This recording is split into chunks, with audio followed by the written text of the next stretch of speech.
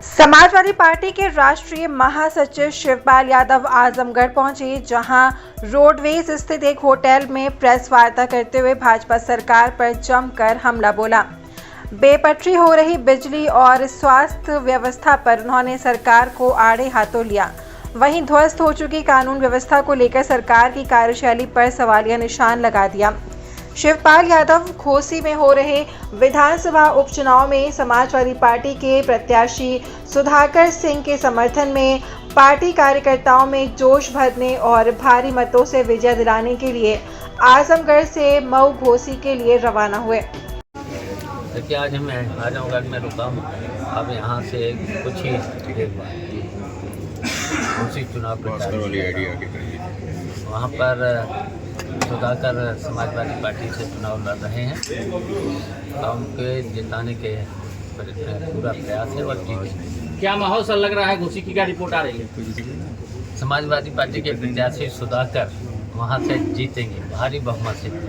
Media से बात करते हुए शिवपाल यादव ने कहा कि घोसी उपचुनाव में समाजवादी पार्टी के प्रत्याशी सुधाकर को भारी अंतर से जीत हासिल होगी।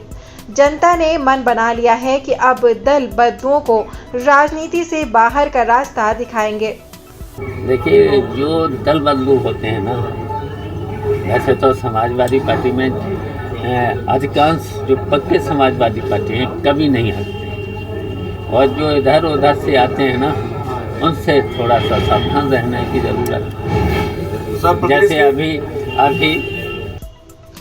ओम प्रकाश राजभर द्वारा यादवों को लेकर दिए गए बयान पर कहा कि ओम प्रकाश राजभर कभी सीएम योगी को मठ और गृह मंत्री अमित शाह को गुजरात भेजने की बात करते थे। जनता जान चुकी है कि उनका राजनीतिक ध्येय क्या है। वो कुछ दिन पहले माननीय प्रधानमंत्री जी को, गृह मंत्री जी को भेज रहे थे,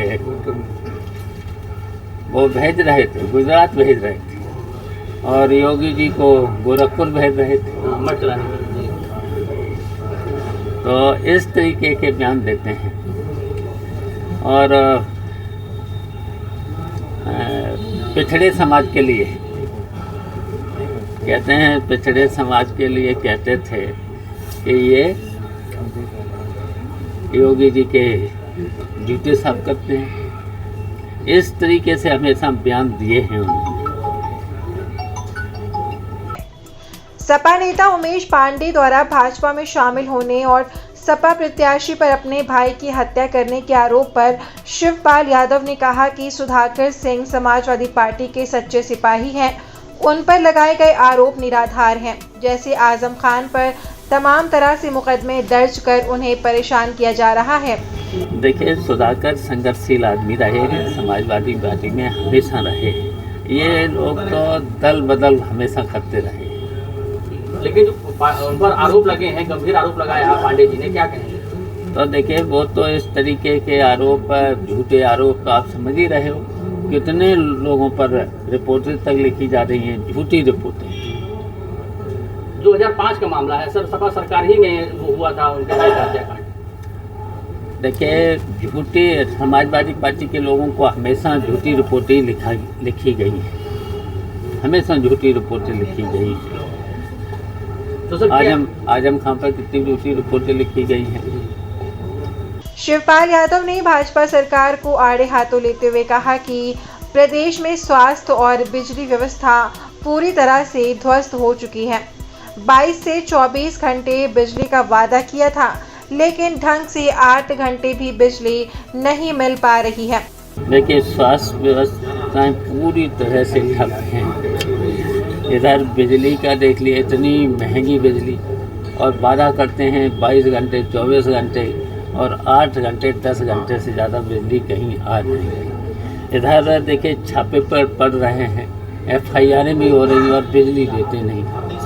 और इतने छापे और ये करने के बाद भी रेवेन्यू इनका बढ़ता नहीं। तो देखिए, ये भारतीय जनता पार्टी से ज़्यादा भ्रष्टाचार अभी तक कोई भी सरकार नहीं थी। सबसे भ्रष्ट अभी तक के सरकारों में सबसे बेस्ट सरकार भारतीय जनता पार्टी। कानून नाम की कोई चीज नहीं रह गई है।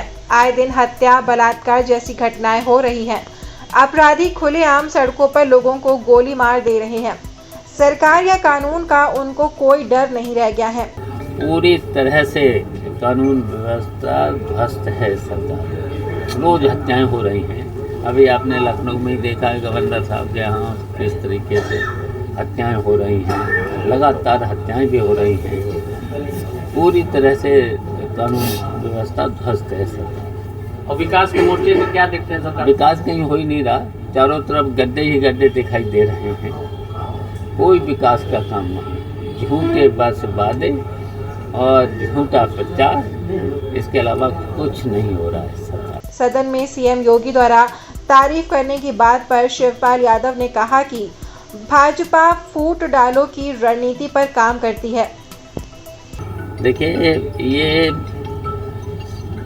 भारतीय जनता पार्टी षड्यंत्रकारी पार्टी है, विभाजनकारी नीति है। तो ये हमेशा विभाजन करने की कोशिश करते रहते हैं।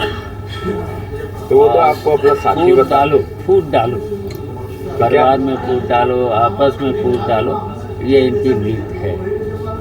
इंडिया गठबंधन पर शिवपाल यादव ने कहा कि ये गठबंधन 2024 में मजबूती से चुनाव लड़ते हुए भारतीय जनता पार्टी को हराएगा और इंडिया गठबंधन की केंद्र में सरकार बनेगी। तो इंडिया की बैठक है। बैठक में अब तो तय है कि ये इंडिया गठबंधन मजबूती के साथ भारतीय जनता पार्टी को 2024 के चुनाव में हराएगा।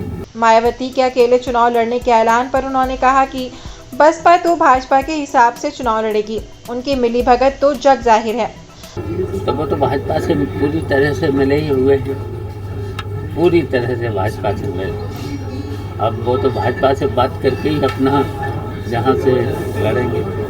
खुद को चुनाव लड़ने के सवाल पर उन्होंने अपनी पुरानी बात दोहराते हुए कहा कि पार्टी का जो भी फैसला होगा। देखिए, ये तो हमारा जो इंडिया गठबंधन बना है वो निर्णय लेगा कौन कहाँ से लड़ेगा। अभी तो समय है, सब सामने आ जाएगा। कौन कहाँ से लड़ेगा, समय पर सब सामने आ जाएगा।